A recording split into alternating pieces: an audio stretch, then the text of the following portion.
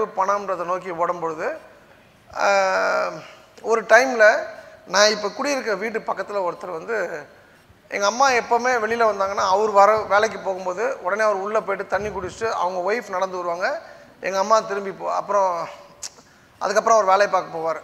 எங்கள் அம்மாவுக்கு ரொம்ப நாளாக இது ரொம்ப மனசில் நொந்து போய் ஒரு வாட்டி எங்கள் ஒய்ஃப்ட்ட சொன்னாங்க. என் ஒய்ஃபும் எங்கள் அம்மாவும் ரொம்ப அட்டாச்சு. ஒய்ஃப் ஒரு நாள் தூங்கும்போது அவங்க ரொம்ப யோசிக்க கோபம் ஷார்ட் டெம்பர் ஏதாவது திட்டிடுவேன்னு சொல்லிட்டு ரொம்ப பதட்டமாக சொல்கிறாம்மா. இதனாடி முதல்ல சொல்லுங்க பிச்சை எடுத்துருக்கோம் நான் அப்படின்னு சொல்லிட்டு நான் வந்து சொல்லிட்டு தூங்குறேன். பார்த்தீங்கன்னா அவன் பேர் வந்து அடுத்த தினகரன் பேப்பரில் அது அடுத்த நாளோ அதுக்கு அடுத்த நாளோ ஞாபகம் இல்லை, அந்த சம்பவம் ஞாபகம் இல்லை. இது மாதிரி வந்து லேண்ட் டாக்குமெண்ட் வந்து ஃபோர்ஜ் பண்ணி இவர் பண்ண குற்றத்துக்காக தாம்பரத்தில் பண்ண குற்றத்துக்காக இவர் சென்ட்ரல் ஜெயிலில் போட்டிருக்காங்கன்னு ஃபோட்டோவோட வருதுமா.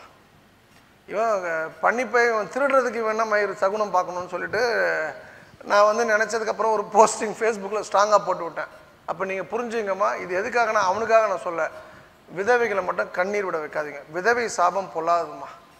ஒருத்தவங்களுக்கு கல்யாணம் ஆகலை, ஒருத்தவங்களுக்கு குழந்தை இல்லை, மல்லடின்னு சொல்கிறதோ கல்யாணம் ஆகாதவங்களை வந்து குறையோடு பார்க்குறதோ விதவைகளையும் நீங்கள் வந்து தொட்டு தொலங்க விடாமல் பண்ணுறதுன்றது வந்து உங்களுடைய அழிவோடைய ஆரம்பம்மா.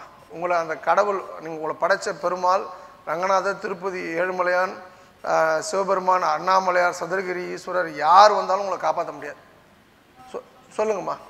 எங்கள் பையன் கல்யாணத்துக்கு நலங்கு வைக்கும்போது ஃபஸ்ட்டு விதவை அம்மாவை தான் கூப்பிட்டு நான் நலங்கு வைக்க சொன்னேன். அதனால தான் நீங்கள் வைர முக்குத்தி போட்டிருக்கீங்க, வைரத்தோடு போட்டிருக்கீங்கம்மா.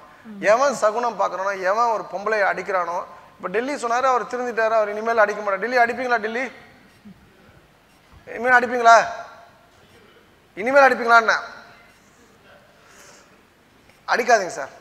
அடிக்கிறவங்க நல்லா இருக்க மாட்டேங்கம்மா. நியூரோ ப்ராப்ளம் வந்து கை காலை இழுத்துட்டு செத்து போயிடுவாங்கம்மா. இல்லை நான் விளையாட்டுக்கு சொல்லலை சார், நான் ஆராய்ச்சியோட முடிவை சொல்கிறேன். நான் விளையாட்டுக்கு சொல்லலைம்மா, சிரிக்கிறதுக்கு சொல்லலை. எவெல்லாம் மனைவி அடிக்கிறானா அம்மா. இப்போ நான் என்ன கேட்குறேன்னா, இப்போ உங்கள் கணவர் விட்டுருங்க. இப்போ ராஜசேகர் தான் உங்கள் கணவர்னா அவர் அடித்தா நீங்கள் வாங்கிக்கணுமா? இப்போ நான் தான் ராஜசேகர் பொண்டாட்டினா அவர் என்னை அடிக்க முடியுமா? எட்டி மிதிக்க மாட்டேன். அப்போ உங்களுக்கு மனைவி வலுவானவ, ஸ்ட்ராங்கானவ, அவங்க அண்ணன் பெரிய எம்எல்ஏ, எம்பி, மினிஸ்டர், ரவுடின்னா அந்த பொண்ணை நீங்கள் அடிக்கணும். அப்பாவி பிள்ளை போச்சு பொண்ணை போய் அது வந்து ஒன்றும் வாயை திறந்து பேசாத ஒரு பொண்ணை போய் நீங்கள் அடிக்கிறீங்கன்னா அது தப்பு. எங்கே வந்து நீங்கள் பொண்டாட்டி அடிப்பாங்கன்னா, பொண்டாட்டி ஏதோ சொல்லுவாம்மா, சொல்லும் போது கோவம் வந்து அடிக்கிறது. ஏன் கோவம் வந்து அடிக்கிறதுனா அந்த பொண்டாட்டி சொல்கிறதுல உண்மை இருக்குன்னு அர்த்தம்மா. அந்த உண்மையை அதை ரிட்டாலியேட் பண்ணுறதுக்கு வார்த்தைகள்னும் போது கை வருமா. அப்போது நீங்கள் உங்கள் மனைவி அடிக்கிறீங்கன்னா உங்கள் மனைவி பக்கம் நியாயம் இருக்கும்.